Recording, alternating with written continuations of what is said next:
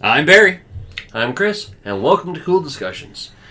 Gary Johnson is a third-party candidate in the U.S. presidential election, and he's had such an opportunity to be a front-runner in this whole thing.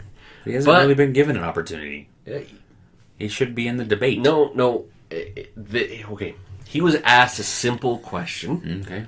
He was asked by the media, which world leader do you admire? Current, past, present, future? Good points, actually. I'm assuming that the media was going for modern, current. So we're going to ask ourselves the same question. Okay. So, which current leader do you admire? Ding, ding, ding. And that's what Gary Johnson did. He fluffed the question. I'm not fluffing the question. I don't, there's no world leader that I go... But okay, but here's the thing. You could have said that. It's like, there are no... Ask me the question. I'm prepared for this. Oh, he's prepared. Which world leader do you look up to? I don't. There are no current world leaders out there that inspire any kind of confidence in me for government. And that's why my brain went, and I went silent, because I'm in the same boat. I don't, it's very hard for, I guess, us, because we're Canadian, when we only hear what we hear on the news about, like, Europe and other countries, so we only can kind of know, like, from our governments and our, so, like, to cast a wide net around the world, because I don't know much about, like, the Chancellor of Germany. I think that's what she's called, right? Yeah, or the Prime German Minister of England. Or the... Yeah. I don't know what... I know Putin's name, and I know he's kind of a dick, and he likes he's a prime minister right now. He used to be president. And that's the thing. If you break it down like this, Putin... You can't say Putin because he's despised by the world. You know, you can't say Putin. Well, you could... But right at the moment, because he's pretty much a dictator, he's not a great world leader. If he actually had open democracy, because he doesn't, they have the fake democracy that is typical in China. If he had open democracy and the people actually loved him and voted for him, maybe. In China, it's a dictatorship again. There's a Japanese prime minister, which I don't know anything about, because... Is he an emperor? No, there's an emperor and a prime minister. So the emperor's like our queen, right? Just a figurehead? Yeah, just a figurehead. No. You see, this is the bad thing about the world. I think when you ask that kind of question, these are the type of people you should be looking at and going, these are great leaders because they're leading countries and stuff like that. Yes. But I think it shows what's wrong with democracy. I put those in quotations because... And that's the thing. It's like you ask career politicians, they're going to say Obama, he's the current president, blah, and they go into a long-winded speech about Obama. It's like, Obama hasn't really done anything. He's really taken the U.S. on a really wrong course and has destroyed... The reason why Trump says, make America great again, is because America isn't as good as it used to be. No country is as good as it used to be. Canada's not as good as it used to be. No, it's not. And honestly, I don't like Justin Trudeau, our prime minister. He's just Prime Minister Selfie. That's his nickname. I don't like any of our politicians. I think all of our I think we have the wrong type of people. We have career politicians, people who are out of touch with the world and society and everything like that. I think that we need more of a regular Joe. Yes. In politics, and we don't have enough of that. When you talk to somebody, I wouldn't be able to sit across from a politician and talk to them about life, because I would look at them and be like, I wouldn't believe anything you were saying if you were a politician. A good example of this. So if you go back into history and you ask the same question, you can throw a whole bunch of names. You can go Abraham Lincoln. He freed the slaves. He led America out of the Civil War in maybe not necessarily great condition, but he managed to mend fences. Winston Churchill. He kept Britain alive. But maybe we don't have like the big issue. Well, okay. Oh, great. Here we go. Internet's gonna eat me alive on this one. That's okay. Maybe we don't have like the big things like back in the days when people were protesting. It was for equal rights for women and black men yeah. or black people. And now we're it seems like we're trying to fight for the rights of like I'm not gonna yeah, I get it. like minority. Yeah, like the minority of the minority. And of course they should have equal rights and stuff like that, but we can't give them special treatment. You want equal rights, okay, then that's what you get. So like I don't think there's anybody like to look at a leader and compare a leader now to a leader back then is a little bit different, I think. Oh no, and that's true. And this is where things went horribly wrong. You know, the reason why I asked us this question, because I gave it a little bit of thought.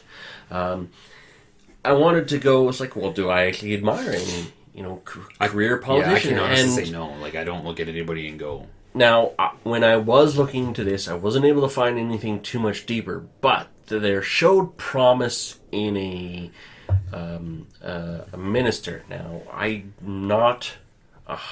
couldn't find enough information in time. He was Hungarian, a leader in Hungarian or Poland, somewhere around there, and he made a visceral point of this. It's like, we stopped them in Vienna in 1635. We stopped them at the gates, and we're going to do it again here now. Now, this is in reference to the migrant crisis that is going on in Europe. He wants to stop migrants from coming in because they're not coming in, blah, blah, blah. It's a topic for another day. So, if what he said, well, there's a possibility of a politician. But unfortunately, most of the politicians that are around nowadays are these lifelong people that who don't answer questions. Yes. Now, the British Prime Minister, she's new, May something. Sorry. Yeah, she's new. She's only been at the job for 3 months, and she already has to deal with something, the Brexit. That's what she has to deal with. So it's not like she can really take center in the world stage. She has to deal with home stuff. This is what politicians are supposed to be doing, is dealing with stuff at home.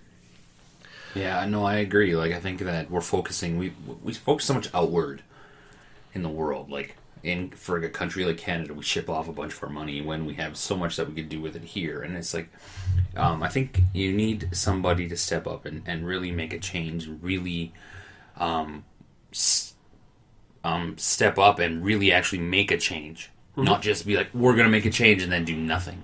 Like, I think I personally would like to see somebody come in and overhaul the system completely. Yeah. Look at it from the bottom and go, okay, we're going to start from square one and do an internal review, internal audits, stuff like that. Even our Prime Minister has said, he ran on the platform of, this will be the last election where we do first past the post.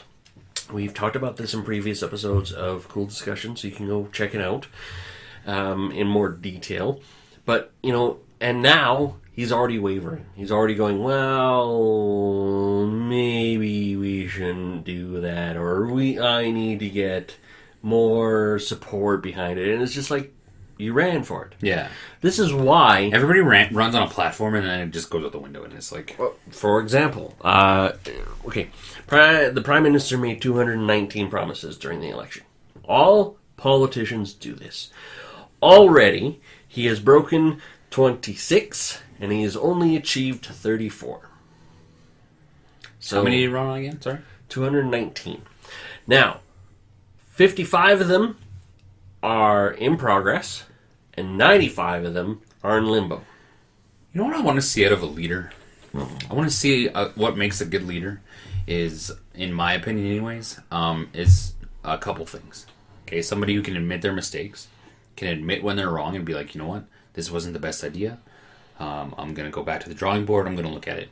And also somebody who can take people from various walks of life, various intelligence, various areas of the world, and make them work together for one common goal. Yes. Those are two qualities that I think make a great leader. And I've always akin it to this. When you can make somebody who likes apples and somebody who likes oranges, and you can make them together and work together to eat a pear, that's a good leader. Yeah, You know what I mean? And that we don't see any of that. Like I don't see, like Rachel Notley. She doesn't want to work. She just came out and did a state of the province and said everything's fine, and it's like when everything's not, and it's like how can you look yourself in the mirror and say that? It'd be like your house being on fire, and you'd be like, we're okay. Well, and here's the kicker for her was last year. Every year, provincial premiers do a state of the province address. Here in Alberta, it's typically been a business luncheon with the business community who pays for the privilege to be there, and the whole thing is taken care of. Like, the cost is covered. This year, she rented a place, invited people, and none of them were business people. And then proceeded to say, everything's okay. Yeah. And it's just like... So I think that I think that, we've said it before about the presidential election. We're going to talk about it later after the election's over and somebody's president. I think the biggest thing is when you have somebody like a Trump, he's so raw. He's not a politician. So it'd be like putting me against Rachel Notley in a debate. Am I going to say things that you go, huh? Of course I am. You just swear? Yeah, exactly. I would drop an F-bomb. I'd be like... and I would drop swears, and I would say words. My thesaurus is very small. I don't have a huge thesaurus because I would if I was a leader, I would talk to be understood. I don't want to talk to make it go over people's heads, because sometimes when you hear a politician talk, you go, huh? I have to look up some words in the dictionary to see what she was talking about. Yeah, like... And okay... You need to be precise, and certain words have a better preciseness to them than they just sound better. Words. I think it's all just for sound and optics. It's like when somebody some uses, of them are. And you're like, come on, really? Why don't you just say the real word? Why don't you just say the real meaning behind it? No, true. Like we had a politician like that here in Alberta at one point in time. He was the mayor of Calgary for a little while, and then he went on to be the Premier of Alberta. His name was Ralph Klein. He was very rough around the edges. He said what he meant. He meant what he said. He was able to slay the deficit. Alberta had, for a time, zero deficit, zero debt. We were making money. And he, albeit rough around the edges, was what we needed, and we need another one like that. Who made the rough choices, the tough choices. Yeah. I think we just need somebody who can make those tough choices and not try to be everybody's friend. It's like when you're a parent. Mm-hmm. You gotta sometimes discipline your kid and be rough on them and not be their friend. Yep. And it's like I think that's what we need. Like we need to think outside the box in regards to politics now. And that's why Trump is popular. Everybody's like. The same, everybody's this, and this, and my thinking. I like to think that I think a little bit outside the box. I'm not like way out in left field, but I'm a little bit outside the box. Whereas, if I was a leader, I would go. Listen, this would be a platform I would run on. I can't give you 100% answers because I don't know 100% the truth. And you know what? That's all we ever want to hear is like if Gary Johnson, when asked this question, hadn't gone. I don't know. I don't think there are any. But he literally blanked. He did what you did, and the press crucified him, and that's the problem. If I stood up there as a candidate and when I can't give you a 100% answer because I don't know, it would be like, well, you don't know what you're doing, and it's like, well, neither do other people. They just lie to you. You know what I mean? They don't know either. This is why I have advisors. This is why if I'm elected, I'm going to have people way smarter people than me. What they're doing in the area, yeah. Because exactly. I'm going to have an economist in the economy. Yeah. You know what I mean? And it's like I just think that everything needs to be brought back to its roots. We're still running on tax systems of 150 years ago when we first came out with them and stuff like that. Taxes aren't that old, not in Canada. Okay, they've been amended, but no. Taxes only started during the World War II. Yeah, it was meant as a temporary thing, and they're still here. But anyways, we digress. Yes. So if the press asks a candidate a question and you laugh at them for their answer, ask yourself the same question and see what your answer is. Because if you go... It's easy to throw daggers. It's Yes. easy to throw daggers. It's harder to actually try to figure out an answer and to figure out a solution to the problem.